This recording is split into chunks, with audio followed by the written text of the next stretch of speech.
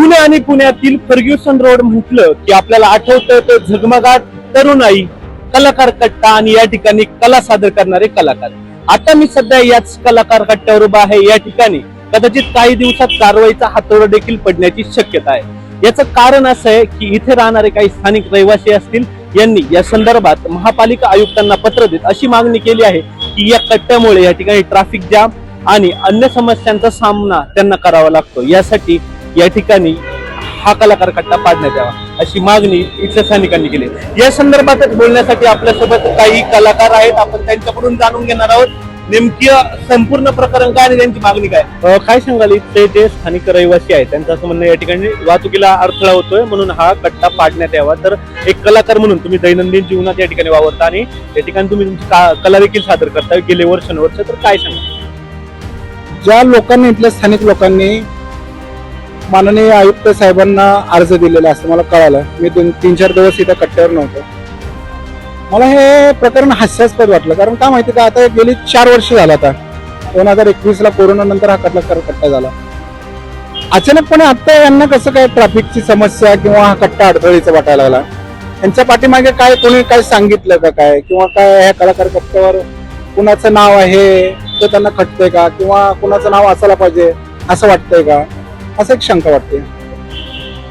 काय सांगशील की गेल्या अनेक दिवसापासून वर्षानुवर्ष खरं तर तुम्ही या ठिकाणी कला सादर करत आलात आणि या ठिकाणी या जागेची देखील जोपासना तुम्ही करताय, तर काय नेमकं अडचण होणार आहे ज्यावेळेस हा कलाकार कट्टा या ठिकाणी? आम्हाला तर म्हणजे आता ते इथले राहणारे लोक आहे वयस्कर, ते म्हणतायत आता एवढी सायकल रेस वगैरे झाली तर त्यांच्या इथं मोठ्या मोठ्या गाड्या लागल्या होत्या या गल्लीमध्ये. ते म्हणतात ट्रॅफिक होते जास्त, खूप सारी गाड्या लावायला पार्किंगला जागा नसते.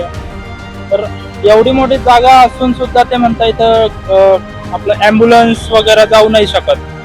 तर मग ते होतं जरा वाटतं. तुम्हाला एक महत्वाचं सांगू का, गेले काही महिने मला वाटतं इलेक्शनच्या अगोदरपासून इथल्या टोईंग गाड्या बंद झालेल्या आहेत. गाड्या उचलायच्या ज्या गाड्या आहेत ना त्या बंद झालेल्या आहेत. त्यामुळे ह्या बोळामध्ये खूप लोक कशाही अवस्था, या साईडला नो पार्किंगचा बोर्ड असताना देखील या साईडला गाड्या लावून लोक फिरायला जातात. तर त्यामुळे त्यांच्या डोळ्यामध्ये ट्रॅफिक दिसतं. आणि आयुक्तांशी काही संपर्क केलाय, नंतर तुम्ही भेट वगैरे घेणार आहात या संदर्भात? ना, आयुक्त साहेबांना आम्ही भेटणार आहोत. जर आम्ही ते त्यांच्या निर्णयावर ठाम जर राहत असतील तर आम्ही पण इथे मग उपोषण वगैरे करणार आहे. काय सांगशील मित्र, किती वर्षापासून या ठिकाणी तू तुझी कला सादर? मी कलाकार कट्टा झाल्यापासून आम्ही म्हणजे जवळपास 4-4.5 वर्ष झाले. 4.5 वर्षापासून आम्ही ते कलाकार कट्ट्यावर आमची कला जोपासतोय. आणि आमच्या 4 वर्षाच्या अथक प्रयत्नानंतर या कलाकार कट्ट्याला नाव रूप आलंय. आता हा कलाकार कट्टा म्हणजे हा गुडलक कॅफे चौक आता बऱ्यापैकी कलाकार कट्टा चौक म्हणून ओळखला जातोय. आणि पुणे ही कलाकारांची काय म्हणतात ना जननी आहे, किंवा पुण्यामध्ये जास्तीत जास्त कलाकार उदयास येतात असं बोललं जातं. या ठिकाणी तक्रार अर्ज देखील दाखल झालाय. काय मागणी एक कलाकार म्हणून तुझी, की काय व्हावं अशी अपेक्षा आहे? अपेक्षा अशी की जर या ठिकाणी या कलाकार कट्ट्याला नाव रूप आलंय आणि जर इथून जर दुसरीकडे हटवला तर आम्हाला परत ते शून्यापासून कलाकार कट्टा निर्माण करायला कमीत कमी 4 ते 5 वर्ष लागतीलच. काय असेल तुमची भूमिका पुढची एकदम शॉर्ट? यावेळी का, ज्यावेळेस आपण घरामध्ये भांडणं वगैरे होतात, एखाद्या संसारामध्ये भांडणं होतात, त्याच्यामध्ये एक सुवर्ण मध्य काढलं जातो, बरोबर आहे. तेव्हा ते तुमची भांडणं किंवा वाद वगैरे नसतात. आता वाद म्हणजे कसं आहे की आता स्थानिक लोकांचं म्हणणं आहे की हा कलाकार कट्टा झाल्यापासून वाहतूक कोंडी वगैरे होते. मग आमचं एक प्रामाणिक मत आहे की ह्या खांबापासून ते इथपर्यंत थोडंसं 4 फूट किंवा 5 फूट जर पुढे आलंय तर थोडंसं कट करावं. बाकी कलाकार कट्टा हा इथेच असावा. कारण इथं जे आम्ही ग्लॅमर निर्माण केलेलं आहे आमच्या कलेच्या माध्यमातून, आणि आता हा माझ्या मित्रांनी सांगितलं, आमच्या कलाकारांनी सांगितलं, पूर्वी लोक इथं कॅफे गुडलक चौक म्हणायचे, आता कलाकार कट्टा चौक. कारण आम्ही स्वतः ऐकतोय, जेव्हा ओला उबेर मागवतात, अरे आम्ही इथं कलाकार कट्ट्याजवळ आहोत, गुडलक जवळ नाही म्हणत. बघा, म्हणजे एवढं नाव रूप आलेलं आहे. कुणामुळे आलं?